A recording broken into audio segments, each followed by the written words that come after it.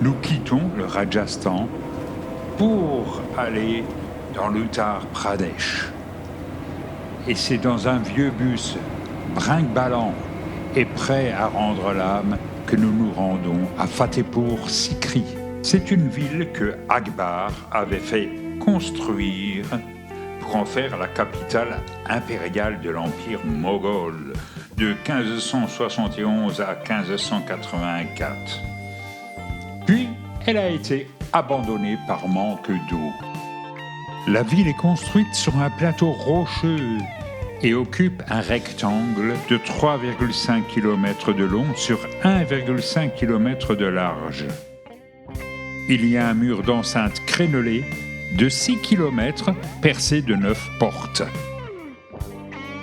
La conception des bâtiments se conforme au modèle islamique.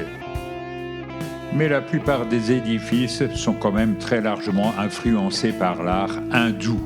Et heureusement, puisqu'on est en Inde, nous sommes entrés par la sublime porte haute de 40 mètres. Maintenant que nous sommes dans l'esplanade intérieure, nous allons visiter la Jama Masjid, la grande mosquée, qui est le centre de Fatehpur Sikri. Elle enferme une grande cour intérieure de 111 sur 139 mètres. On peut en faire le tour à couvert. C'est un grès rouge qui a été choisi comme matériau principal de construction.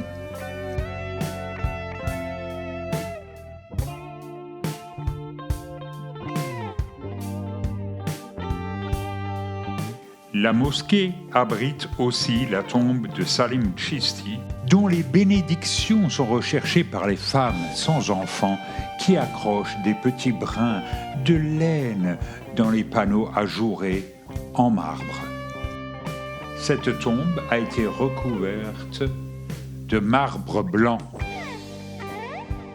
La définition du Super 8 ne permet malheureusement pas de discerner tous les brins de laine accrochés aux panneaux ajourés.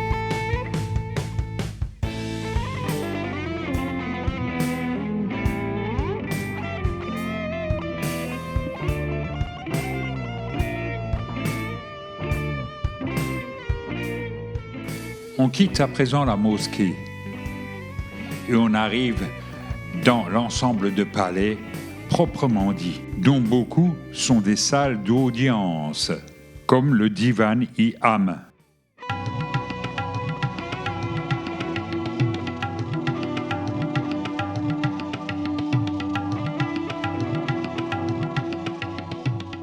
Le Panch Mahal, c'est un palais à 5 étages ouvert à tous les vents.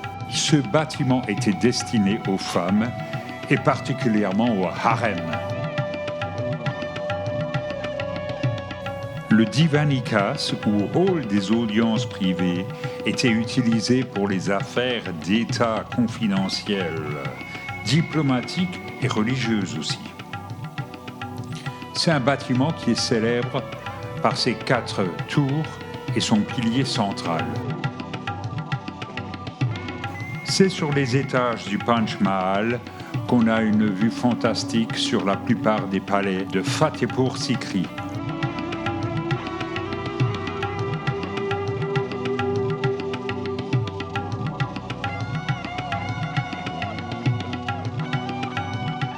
Là, nous nous approchons du Divan-i-Khas, le palais des audiences.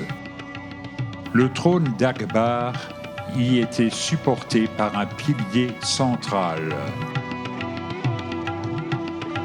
De là, il pouvait entendre et voir tout ce qui se passait dans la salle. Cependant, il était à l'abri des regards.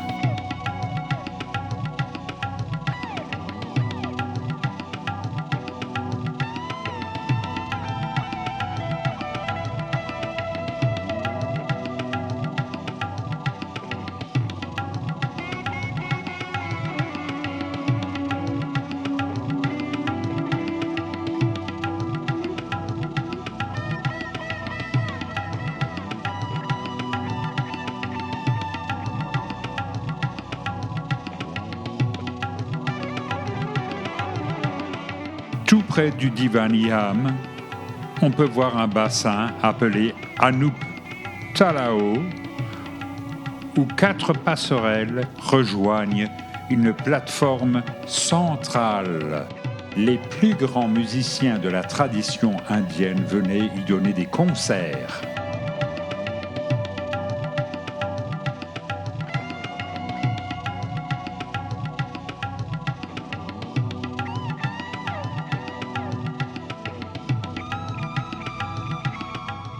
Cet ensemble est bien sûr sur la liste du patrimoine mondial de l'humanité de l'UNESCO.